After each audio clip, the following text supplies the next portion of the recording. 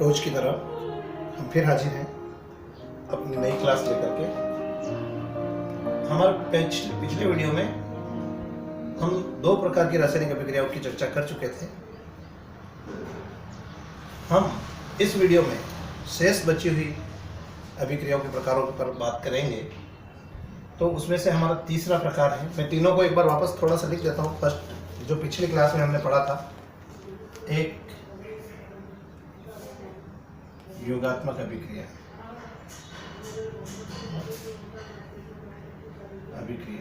थोड़ा सा रिवीजन हो जाएगा तो आपको,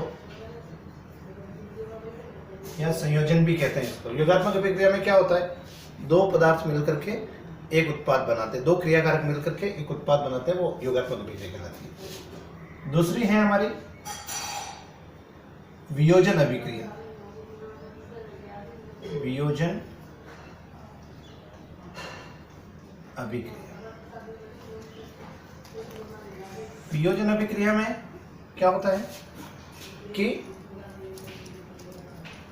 एक यौगिक टूट करके एक से ज्यादा, दो या दो से अधिक यौगिकों में टूट जाता है, उस अभिक्रिया को वियोजन अभिक्रिया कहते हैं। अपघटन अभिक्रिया भी कहते हैं उसको। ठीक, तो अगली हम बात करें तीसरे प्रकार की, जिसकी हम कल बात नहीं कर पाए थे, उसकी बात करते हैं। आज हम बात करेंगे उसकी, मैं लिख रहा हूं, विस्थापन अभिक्रिया। विस्थापन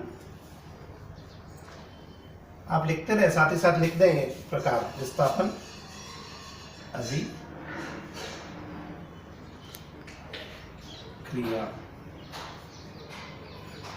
अब जब चाहे तब देख सकते हैं तब। तो आज का हमारा टॉपिक है विस्थापन अभिक्रिया। आप वीडियो देखते रहें, हम अलग अलग आपको टॉपिक देते रहेंगे। और इस चैनल को आपने अगर सब्सक्राइब नहीं किया है तो सब्सक्राइब करना ना भूलें, और इसको आप लाइक और शेयर जरूर करें। देखिए, विस्थापन अभिक्रिया भी दो प्रकार की होती है। फिर एकल विस्थापन, एकल विस्थापन क्लियर होगा, आपको दिख रहा होगा। और दूसरा है द्विविस्थापन।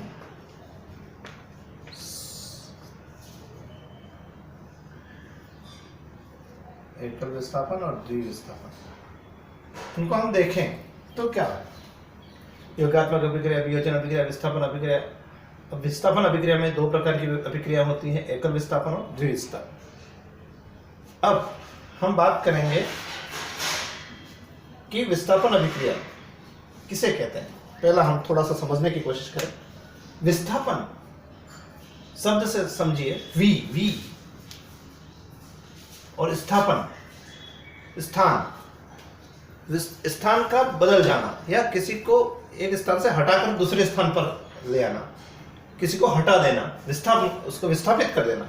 हम कहते हैं ना, कभी कोई बांध बनता है, कुछ बनता है, तो वहां पे जो डूब क्षेत्र में जो लोग आते हैं उनको क्या करते हैं, वो डूब जाएंगे, इसलिए वहां से विस्थापित कर देते हैं, दूसरी जगह कहीं भेज देते हैं। तो इस तरह से विस्थापन शब्द समझ में आ गया होगा। और विस्थापन अभिक्रिया दो प्रकार की होती है, एकल विस्थापन और द्विविस्थापन। तो यहाँ पे विस्थापन का अर्थ है एक अधिक क्रियाशील तत्व कम क्रियाशील तत्व को विस्थापित कर देता है। तो हम विस्थापन अभिक्रिया की परिभाषा लिखें तो क्या होगा, इन अभिक्रियाओं में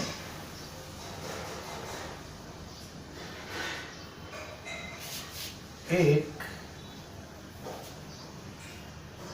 अधिक क्रियाशील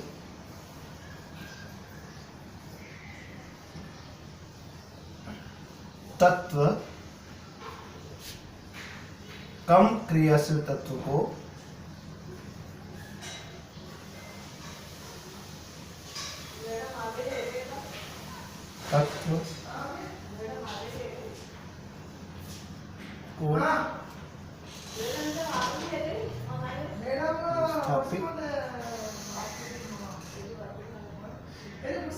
विस्थापित कर देता है। अब इसमें विस्थापित शब्द याद नहीं रहे तो एक अधिक क्रियाशील तत्व कम क्रियाशील तत्व को हटाकर उसका स्थान ले लेता है, या हटा देता है, ऐसा भी लिख लेंगे तो एक बार हमारा काम हो जाएगा। परीक्षा में इस पे भी प्रश्न आते हैं, इसके उदाहरण भी पूछे जाते हैं। तो अब विस्थापन अभिक्रियाओं का दो प्रकार की है। तो एकल विस्थापन को हम पहले लेते हैं। विस्थापन अभिक्रिया किसे कहते हैं, आपको हो गया होगा, लिख लीजिए आप। इन अभिक्रियाओं में एक अधिक क्रियाशील तत्व कम क्रियाशील तत्व को विस्थापित कर देता है। आगे चले हम। मैं अब ये मिटा रहा हूं क्योंकि आपने लिख चुके होंगे। अब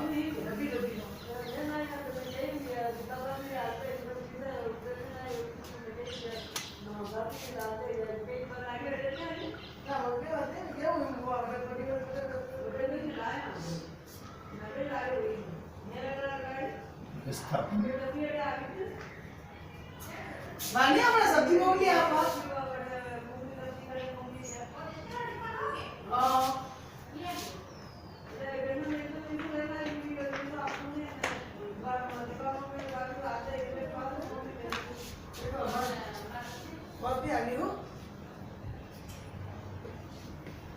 सब्स्टिट्यूशन रिएक्शन।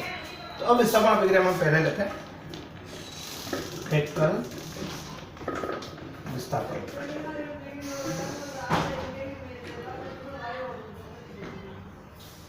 अब एकल विस्थापन का अर्थ है सिर्फ एक तत्व का ही विस्थापन होता है। यहाँ पे एक ही तत्व को हटाया जाकर दूसरा नया तत्व आ जाता है। जैसे देखिए, एक Fe plus CuSO4 copper sulphate, ठीक है। फेरस क्या कहलाता है, लोहा, सब जानते हैं आप, ठीक है। कैसा होता है, ठोस होता है। तो इसके एस लिख दिया हमने, समीकरण में पढ़ा था कैसे संकेत करते हैं, ठीक है। ये कैसा है, एक्वस है, जलीय घोल लेना है इसका, एक्वस है। और अब क्या होता है, हम देखते हैं इस अभिक्रिया में, तो नया जो पदार्थ बनता है वह FeSO4 प्लस Cu। क्या हुआ देखिए, आप थोड़ा सा इस अभिक्रिया को बड़ा ध्यान से देखिए।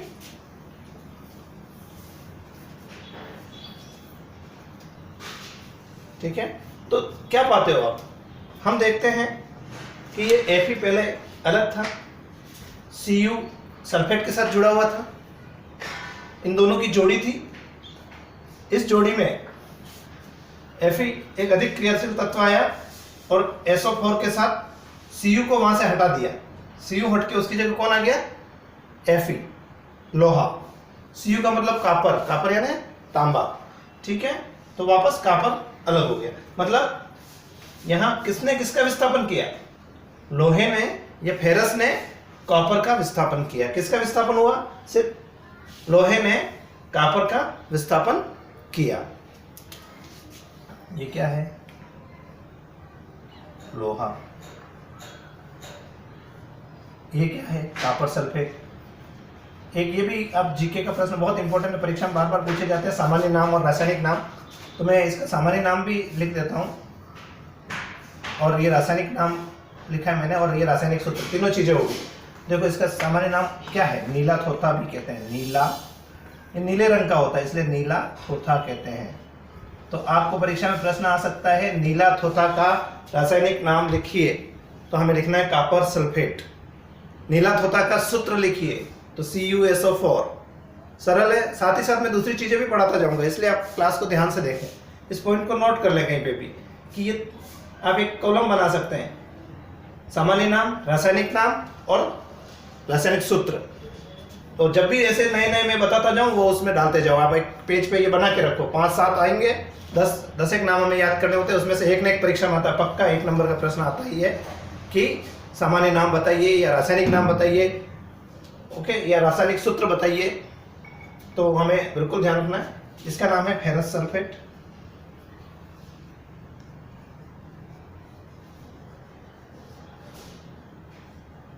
सल्फेट, और ये है कॉपर या तांबा, कॉपर तांबा। आप देख लें, समझ लें।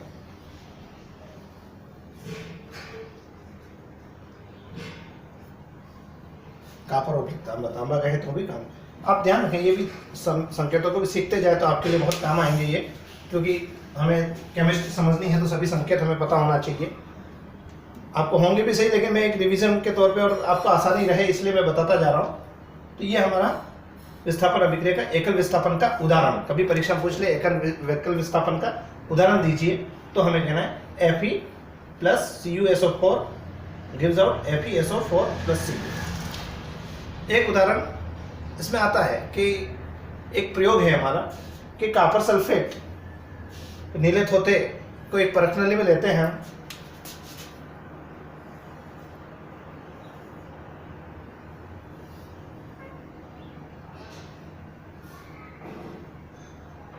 इसमें हमने एक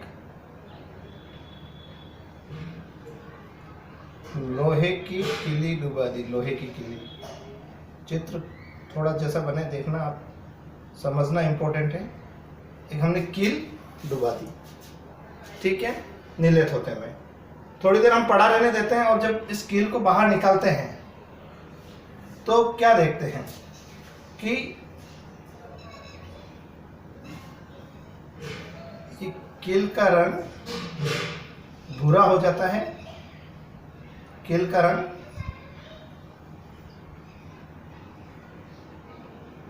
भूरा हो जाता है और अंदर नीला जो थोता था इसका रंग हल्का नीला हो जाता है, बदल जाता है। तो ऐसा क्यों? तो ऐसा इसलिए होता है कि यहाँ लोहे ने फिर कॉपर सल्फेट जो था कैसे रंग का है, नीला एकदम, लेकिन जैसे ही उसमें से कॉपर को हटा करके वहां लोहा उसकी जगह लेने पड़ता है, आयरन नेल है। ये नेल किसकी है? लोहे की कील है, लोहे की कील। और ये क्या है? CuSO4, कॉपर सल्फेट, नीला थोता, कुछ भी कहिए। तो नीले थोते में जब एक लोहे की कील को डुबाया जाता है या लोहा डुबाया जाता है तो वह यहाँ पे एक विस्थापन अभिक्रिया स्थान लेती है और जो कॉपर सल्फेट में Cu था उसको हटा करके इस लोहे की कील से Fe उसमें उसको विस्थापित करता जाता है। इसलिए Fe का रंग लाल या भूरा होता है और जबकि कॉपर का रंग नीला होता है। लेकिन धीरे धीरे उस कॉपर सल्फेट में से कॉपर निकलता जाता है तो नीला रंग कम हो गया और ये भूरा रंग उसमें ऐड होता जाता है। इसलिए जब हम आधे घंटे 2 घंटे बाद देखते हैं तो इस विलयन का रंग बदल जाता है या हल्का हो जाता है इस विलयन का रंग। तो क्यों बदलता है ये प्रश्न पूछा जाए तो हम कहें कि यहाँ इस अभिक्रिया में कॉपर सल्फेट में जो कॉपर था उसका विस्थापन लोहे ने कर दिया और लोहे का रंग भूरा होता है, इसलिए इसका रंग हल्का हो जाता है। ठीक है, ओके, आगे चले हम। ये प्रयोग भी हम कभी परीक्षा में आ जाए, कॉपर सल्फेट का प्रयोग तो बहुत सरल प्रयोग है, ठीक है, ध्यान रखें। आगे चलते हैं हम। एक एग्जांपल एकल विस्थापन का और दे देता हूं मैं, जो बहुत इंपॉर्टेंट है। कई बार वो अभिक्रिया याद करने से क्या होता है, हमें एक अभिक्रिया कई जगह काम आती है। जो अभिक्रिया मैं अभी लिख रहा हूं वो अभिक्रिया आपको अम्ल की धातु के साथ क्रिया भी काम आती है। प्रयोगशाला में हाइड्रोजन गैस बनाने की अभिक्रिया लिखी है, ये सब प्रश्न आता है तो भी वो काम आती है। और हमें ये पूछा जाएगा अम्ल धातु के साथ क्रिया करता है तो कौन सी क्या प्राप्त होता है, तो भी वो बताता है। और वह अभिक्रिया हमें एकल विस्थापन का उदाहरण भी है। तो मैं लिख रहा हूं, देखो ये बहुत इंपॉर्टेंट रिएक्शन है, पक्का रट डाले इसको, स्टार लगा दे, बोर्ड परीक्षा में कई बार आई हुई है। Zn plus H2SO4 gives out ZnSO4 plus H2।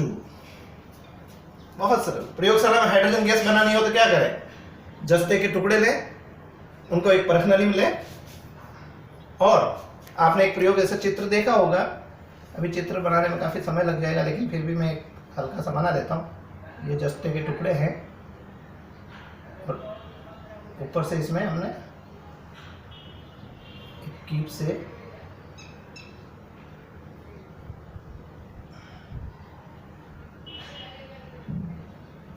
ये, और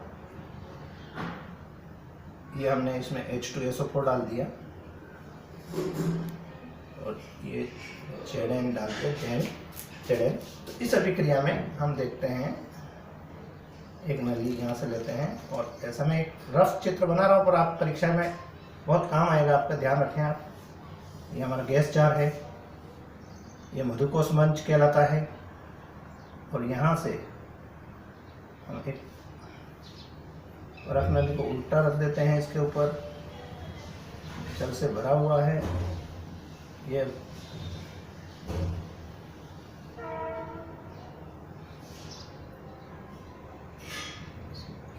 इसमें जा रही है,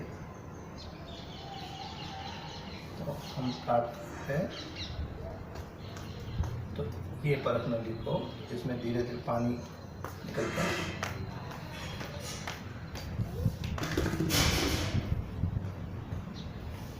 बना सकते हैं और यहाँ पे गैस इकट्ठी होती है, इस गैस का नाम है H2।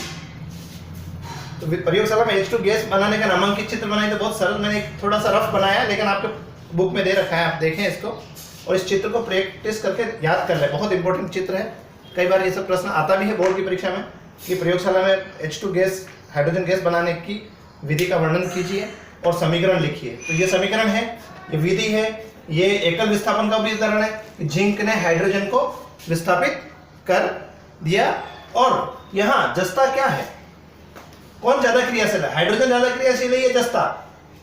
किसने किसको हटाया, हाइड्रोजन को हटाया जस्ते ने हटाया, इसका मतलब जो हटा सकता है वो ज्यादा ताकतवर, इसलिए जिंक यहाँ ज्यादा क्रियाशील तत्व है। ये सब आप देखना, जस्ता हमने अभी तक लिया था, कापर लिया, लोहा लिया, ठीक है ना, ये सब धातु हैं, ठीक है। हाइड्रोजन भी पहली लाइन में आता है जो धातुओं के क्षेत्र में आता है, इसलिए इसका भी इसका व्यवहार धातु की तरफ भी है, ठीक है ना। इस तरह से हमने ये देखा कि एकल विस्थापन का एक उदाहरण और हो गया, दो उदाहरण काफी हैं, आप और भी काफी उदाहरण है, अगर बुक से देख सकते हैं आप। लेकिन हम आगे चलेंगे द्विविस्थापन पे जल्दी से, जो वीडियो बहुत लंबी हो जाती है तो आपको देखने में थोड़ा सा तकलीफ या कंसंट्रेशन की फिर प्रॉब्लम आती है। दूसरा है द्विविस्थापन, नाम से ही समझ में आ रहा है। द्विविस्थापन किसे कहते हैं, आपको पूछे द्विविस्थापन अभिक्रिया क्या है, ऐसी अभिक्रिया जिसमें विस्थापन तो होता है, पक्की बात है क्योंकि द्विविस्थापन है, बस संख्या बदल जाएगी। एकल विस्थापन और द्विविस्थापन में क्या अंतर है, तो द्विविस्थापन ऐसी अभिक्रिया होती है जिसमें दो तत्व एक दूसरे को विस्थापित कर देते हैं, ठीक है, दो तत्व एक दूसरे को विस्थापित कर देते हैं, इसलिए यहां दो तत्वों का विस्थापन होता है एक दूसरे के द्वारा, इसीलिए इसे द्विविस्थापन कहते हैं। द्वि का मतलब दो, द्वि मीन्स टू, समझ में आ गया। तो ठीक, आगे चले हम, तो मैं एक इसका एग्जांपल लिख देता हूं।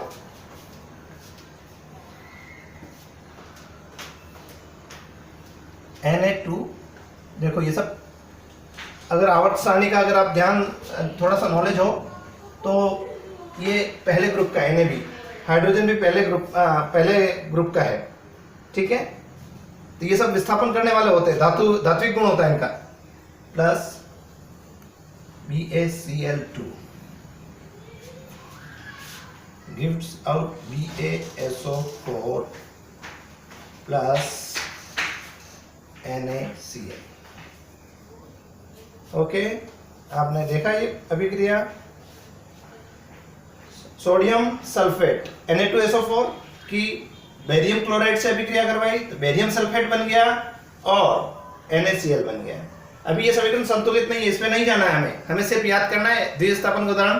तो यहां हम देख रहे हैं क्या हुआ, SO4 के साथ कौन था, सोडियम, ठीक है, क्रियाकारक पक्ष में देखिए, और Cl के साथ कौन था, Ba, ठीक है। लेकिन अब इन्होंने अपने पार्टनर बदल दिए, ठीक है, एक दूसरे की जगह आ गए। Ba किसके साथ आ गया, SO4 के साथ पहले कौन था, Na था, उसकी जगह कौन आ गया, Ba, तो Na replaced Ba and Cl के साथ देखें तो Ba रिप्लेस्ड Na। सोडियम ने बेरियम को विस्थापित किया, बेरियम ने सोडियम को कर दिया, एक दूसरे को विस्थापित किया, दो विस्थापन हुए यहाँ पे, इसलिए इसको द्विविस्थापन कहते हैं। बहुत सरल समझ में आ गया होगा। एक एग्जांपल और दे देता हूं मैं ताकि आपको याद रखने में। वैसे ये बहुत सरल एग्जांपल है। इसको अगर हम समीकरण संतुलित करना हम सीखे थे, देखो सीखिए क्या क्या प्रॉब्लम है यहाँ पे। देखें इधर 2 सोडियम, इधर सोडियम एक ही है, तो 2 करने के लिए मैं यहाँ 2 लगा सकता हूँ। 2 सोडियम हो गए, अब 2 सोडियम 2 क्लोरीन हो गए, 2 सोडियम 1 सल्फेट और 1 ऑक्सीजन, 4 ऑक्सीजन हो गए, 1 बेरियम, तो 1 बेरियम है, 1 सल्फेट 4 ऑक्सीजन यहाँ मिला हुआ है, कोई प्रॉब्लम ही नहीं है। Cl यहाँ 2 थे और यहाँ पे भी 2 हो गए, बराबर हो गया हमारा काम। तो इस तरह से ये समीकरण संतुलित हो गया। आसान काम है। हर जगह अपनी जो भी चीजें हम सीख रहे हैं उनको, हर समीकरण को जब याद करते हो, जहां मौका मिले तो बैलेंसिंग को भी ट्राई करते रहो, तो आप भूलोगे नहीं। ये समीकरण संतुलित नहीं दिख रहा है, इधर उधर संतुलित नहीं, मैं संतुलित करके देख लेता हूं, संतुलित कर लिया, तो आप कभी ये चीजें भूलोगे नहीं। फिर एक उदाहरण हम और ले लेते हैं इसका। NaCl plus AgNO3 gives out AgCl plus NaNO3। अभी सभी क्रिया में देखें हम, सोडियम क्लोराइड, अर्जेंटम नाइट्रेट या सिल्वर नाइट्रेट, तो हमारा बनता है सोडियम सिल्वर का क्लोराइड और सोडियम नाइट्रेट बनता है। तो यहाँ पे भी हम देख रहे हैं कि सोडियम क्लोरीन के साथ था, अब नाइट्रेट के साथ आ गया, और नाइट्रेट के साथ Ag था, वह क्लोरीन के साथ आ गया। तो सोडियम ने Ag को विस्थापित कर दिया, Ag ने सोडियम को कर दिया। तो यहाँ पे ये भी एक द्विविस्थापन का उदाहरण है। 2 उदाहरण मैंने दे दिए, काफी हैं आपके जो समीकरण संतुलित करने में। 1-2 और दे रखे हैं, आप देख सकते हैं। ठीक है, आगे चलते हैं हम। अब अभिक्रियाओं के कुछ प्रकार और होते हैं। तो उपचयन और अपचयन, कौन सी अभिक्रिया? उपचयन अभिक्रिया, उपचयन एवं अपचयन।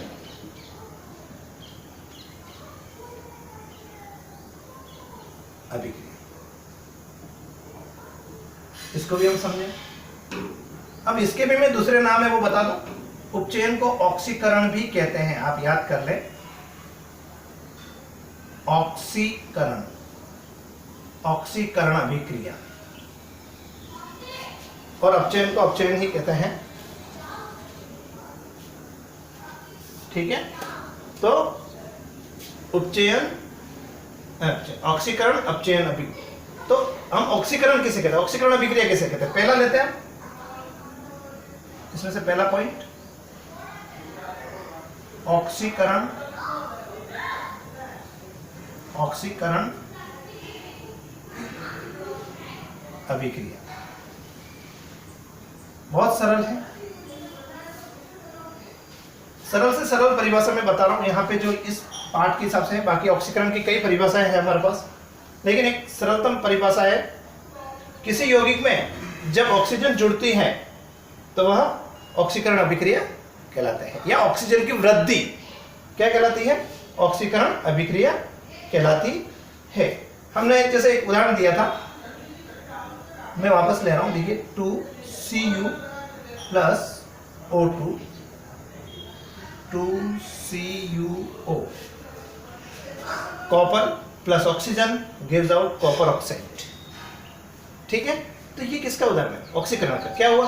कॉपर के साथ ऑक्सीजन जुड़ी, यहाँ कॉपर का ऑक्सीकरण हो रहा है। किसका ऑक्सीकरण हो रहा है? ध्यान रखें, कॉपर का ऑक्सीकरण पूछा जा सकता है परीक्षा में। इस अभिक्रिया में किसका ऑक्सीकरण हो रहा है, ऐसा प्रश्न भी आता है, तो आप लिख लें, याद कर लें, कॉपर का ऑक्सीकरण हो रहा है। इस अभिक्रिया में कॉपर का ऑक्सीकरण हो रहा है। ठीक है, इसी वजह से देखिए, एक अपने C+O2 CO2 ये अभिक्रिया भी याद की थी। यहाँ पे भी देखो ऑक्सीजन जुड़ रही है, ऑक्सीजन की वृद्धि हो रही है कार्बन में, इसलिए ये भी ऑक्सीकरण अभिक्रिया है। अब देखो, आप एक अभिक्रिया को याद करते हो। इस अभिक्रिया को आपने किसके लिए याद करा था? हमने पहले पढ़ा था स्टार्टिंग में, अध्याय के स्टार्टिंग में, कि योगात्मक अभिक्रिया का प्रकार भी है। आपको योगात्मक अभिक्रिया का उदाहरण पूछे तो भी ये काम आता है, ऑक्सीकरण अभिक्रिया का या पूछे तो भी ये काम आ जाता है, ये भी योगात्मक में काम आ जाएगा और ऑक्सीकरण में भी काम आ जाएगा। इसलिए एक दो अभिक्रिया ऐसी याद करो जो कई जगह काम आती है और आपको परीक्षा में अच्छे नंबर दे सकते हैं। कि योगात्मक अभिक्रिया का उदाहरण दीजिए तो भी ये दे सकते हो और ऑक्सीकरण अभिक्रिया का भी उदाहरण दे सकते हैं हम। ठीक है, अब आता है अपचयन अभिक्रिया। कौन सी? अपचयन। बी है हमारा अपचयन। ठीक है, अभिक्रिया। अब अपचयन ऑक्सीकरण का उल्टा होता है। ऑक्सीकरण का उल्टा होता है ऑक्सीजन का निकलना या फिर यहां हमारे पुस्तक का जो उदाहरण है उसके हिसाब से हाइड्रोजन का जुड़ना। किसका? हाइड्रोजन का जुड़ना अपचयन है। आप याद कर लें पक्का। तो CuO वही उदाहरण plus H2 gives out Cu plus H2O। क्या हुआ? ऑक्सीजन का निकलना। कार्बन किसका अपचयन हुआ? या कापर का अपचयन हुआ। किसका हुआ? कापर का अपचयन हुआ। कैसे हुआ? कि यहां से कापर में से ऑक्सीजन निकल गई। ऑक्सीजन की कमी होना भी अपचयन है। ऑक्सीजन का जुड़ना क्या था? हमने अभी पढ़ा था। ऑक्सीजन का जुड़ना ऑक्सीकरण, तो ऑक्सीजन का निकलना अपचयन। देखिए कापर में से कौन निकल गया? ऑक्सीजन निकल गया, इसलिए कापर का क्या हो गया? यहाँ पे अपचयन हो गया। इसको तापन पर, ठीक है ना, गर्म करने पर होती है। ये अपन ने संकेत में सीखा था। ऊपर किसका लिखता है? ताप दाब। ठीक है, तो ये हो गया। आगे चले हम। अब कभी कभी अभिक्रिया में दोनों चीजें होती है, ऑक्सीकरण भी होता है और अपचयन भी होता है। तो उपचयन, अपचयन या ऑक्सीकरण अपचयन दोनों साथ में हो तो ऐसी अभिक्रिया सी तीसरे प्रकार की अभिक्रिया होती है, ऑक्सी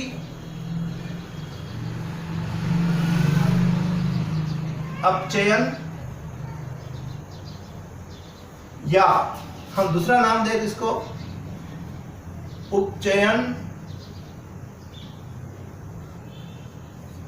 अपचयन अभिक्रिया भी कहते हैं। ऑक्सी अपचयन आवे तो भी एक ही बात है। इंग्लिश में इसको रिडॉक्स अभिक्रिया कहते हैं। रिडॉक्स कैसी अभिक्रिया? रिडॉक्स अभिक्रिया कहते हैं। यहाँ रिडक्शन भी हो रहा है और ऑक्सीडेशन भी हो रहा है। उपचयन को दूसरे अंग्रेजी में लिखो, ऑक्सीकरण को इंग्लिश में क्या कहते हैं? तो ऑक्सीडेशन। क्या कहते हैं? ऑक्सीडेशन। शब्द से ही पता पड़ रहा है, ऑक्सीजन का जुड़ना। उपचयन का मतलब क्या होता है? रिडक्शन। क्या है? रिडक्शन। ऑक्सीजन की कमी होना, रिडक्ट होना, निकलना। समझिए आप, बहुत सरल है। ठीक है, ऑक्सीडेशन रिडक्शन दोनों को मिला के क्या बना दिया? रिडॉक्स अभिक्रिया।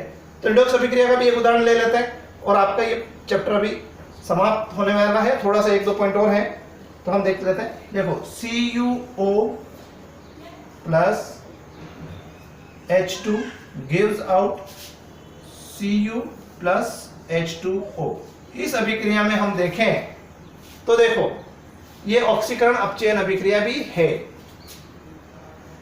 यहां कापर का अपचयन हो रहा है। क्या हो रहा है? अपचयन हो रहा है, रिडक्शन हो रहा है, अपचयन। ऑक्सीजन का निकलना, ऑक्सीजन निकल गई। ठीक है, इसी तरह से यहां हाइड्रोजन का क्या हो रहा है? ऑक्सीकरण हो रहा है, क्योंकि इसके साथ ऑक्सीजन जुड़ रही है। ऑक्सीकरण। तो ऑक्सीडेशन, ये ऑक्सीडेशन, ये रिडक्शन दोनों एक ही अभिक्रिया में हो रहे हैं। तो ऐसी अभिक्रिया को रिडॉक्स अभिक्रिया भी कहते हैं। आप याद रखें पक्का, ये उदाहरण रिडॉक्स अभिक्रिया का है। ठीक है, और भी उदाहरण है, मैं आपको बता देता हूं। ZnO plus C, Zn plus CO। चलो देखिए, दिमाग लगाइए थोड़ा सा, किसका ऑक्सीकरण हो रहा है, किसका अपचयन हो रहा है, थोड़ा सा सोचिए। आपने रजिस्टर में लिख लीजिए। ZnO zinc oxide plus carbon gives out Zn plus carbon monoxide. तो कार्बन के साथ ऑक्सीजन जुड़ रही है तो ऑक्सीकरण किसका हो रहा है? कार्बन का हो रहा है। और रिडक्शन किसका हो रहा है? Zn के साथ ऑक्सीजन थी, वो निकल गई, तो यहाँ रिडक्शन किसका हुआ? ऑक्सीजन का, सॉरी जिंक का हुआ। जस्ते का तो रिडक्शन हो रहा है, जिंक का क्या हो रहा है? रिडक्शन। अंग्रेजी में भी लिख दें कभी कभी तो याद रहेगा सब चीजें। रिडक्शन और कार्बन का ऑक्सीडेशन, ऑक्सीकरण ऊपर लिखा हुआ ही है, और लिख दे तो ऑक्सीडेशन। ठीक है, इस तरह से ऑक्सीडेशन रिडक्शन समझ में आ गया। अब हम एक और पॉइंट है जिस पे कई बार प्रश्न पूछा जाता है, तो ये 2 पॉइंट्स को मैं सरल बहुत सिंपल खत्म कर देते हैं। ये चैप्टर आज खत्म होने वाला है हमारा इस वीडियो के साथ। तो हम इसमें एक पॉइंट और ले रहे हैं, संक्षारण। और ये अम्ल वाले में और आएगा, लेकिन एक बार हम संक्षारण, 2 बिंदु है, संक्षारण और दूसरा है हमारा विकृत गंधिता। विकृत गंधिता, विकृत गंधिता।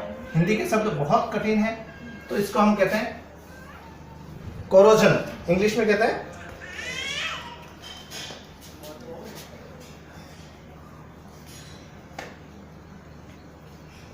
कोरोजन। ठीक है, और विकृत गंधिता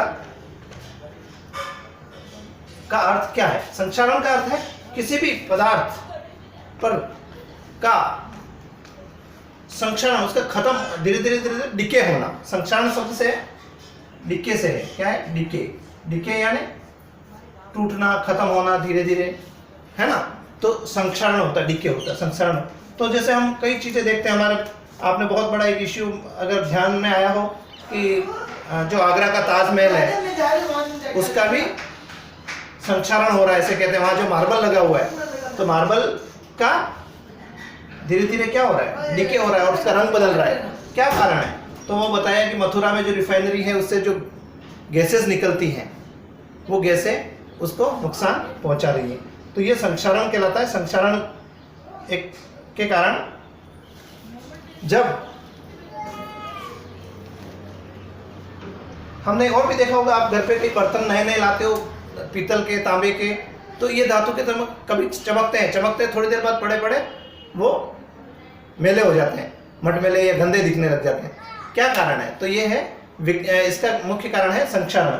वो वायु के साथ क्रिया करके, जो भी पदार्थ हैं वो वायु या ऑक्सीजन के साथ क्रिया करके संक्षारण उत्पन्न करते हैं और उनका रंग बदल जाता है, उस धातु के ऑक्साइड बना देते हैं। धातु के साथ ऑक्सीजन की क्रिया करके क्या बनाएंगे? ऑक्साइड। तो इससे धीरे धीरे उनका संक्षारण होता रहता है। इसी तरह से विकृत गंधिता भी ऑक्सीडेशन का ही एक फॉर्म है। तो इस विकृत गंधिता में क्या होता है कि जैसे हम खाने पीने की चीजें हैं, जो तेलीय चीजें, या इनको हम तल के रख देते हैं, या खाने पीने की चीजें कुछ दिन रख देते हैं, तो उसमें हमें गंध आने लग जाती है, बदबू आने लग जाती है। तो वो क्यों आती है? तो उसका कारण भी, क्योंकि जो तेल और ये खाने चीजें हैं, ये तेलीय चीजें, ये ऑक्सीजन से क्रिया करके और विकृत गंधिता उत्पन्न करते हैं। तो विकृत गंधिता किसे कहते हैं? ऐसा प्रश्न हमें कहना है कि वसायुक्त अथवा तेलीय खाद्य सामग्री जब लंबे समय तक रह जाती है तो उनका स्वाद, ये गंध बदल जाती है। और इसका कारण क्या है? विकृत गंधिता का कारण क्या है? ऑक्सीकरण, ऑक्सीजन से क्रिया कर देना। इन वसीय अम्लों का किसके साथ क्रिया करना? ऑक्सीजन के साथ क्रिया करने के साथ, इसलिए बदबू आती है। इसीलिए एक प्रश्न और पूछा जाता है कि इसमें क्या डालते हैं? फिर बचाने के लिए हम जब भी अचार और ये बनाते हैं तो इसमें सिरका डालते हैं, इसमें और भी कई केमिकल डालते हैं, जिससे जो पैकेज्ड फूड होते हैं वो लंबे समय तक खराब नहीं हो।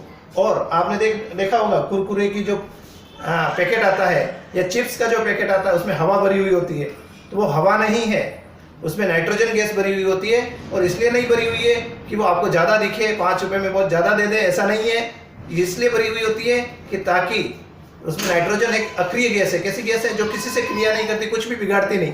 तो उस पैकेट की सभी ऑक्सीजन को निकाल करके उसमें नाइट्रोजन भर दी जाती है, ताकि लंबे समय तक वो खाने की चीज़ें, तेल की चीज़ें खराब नहीं हो, उनमें विकृत गंधिता ना आए। तो आपका सीधा है, संक्षारण क्या है? धातुओं की ऑक्सीजन से क्रिया करके उनका ऑक्सीकरण हो जाना विकृत संक्षारण है। धीरे धीरे वो डिके करने लगते हैं, उनका रंग रूप बदल जाता है, इसको संक्षारण कहते हैं। और इसका कारण क्या है? ऑक्सीकरण। ठीक है, दूसरा विकृत गंधिता का भी कारण ऑक्सीकरण है, लेकिन यहाँ वसीय अम्ल और वसीय पदार्थों और तेल और ऐसी चीज़ों का है। और इसका करने से इसमें गंध आने लग जाती है खाने पीने की चीज़ों में, और इससे बचने के लिए क्या करते हैं? हम एंटीऑक्सीडेंट डालते हैं। उसमें क्या डालते हैं? ऑक्सीडेशन को रोकने के लिए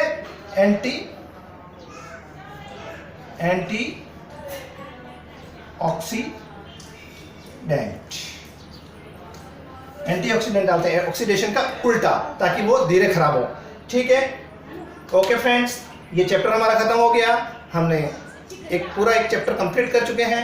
अगला चैप्टर लेकर के हम हाजिर होंगे। आप हमारी प्लेलिस्ट में इस चैप्टर से संबंधित सभी वीडियो एक ही प्लेलिस्ट में आपको मिल जाएंगे।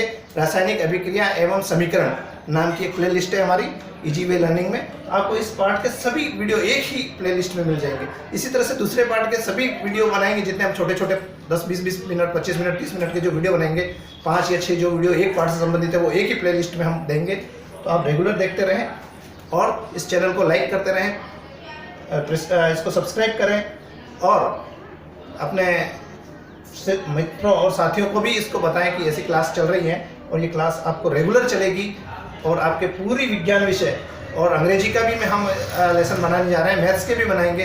तो इजी वे लर्निंग को आप सब्सक्राइब करना ना भूलें, क्योंकि इसके ऊपर आपके जो भी आवश्यकता है पढ़ाई की वो सब पूरी यहाँ पूरी होने वाली है। धन्यवाद।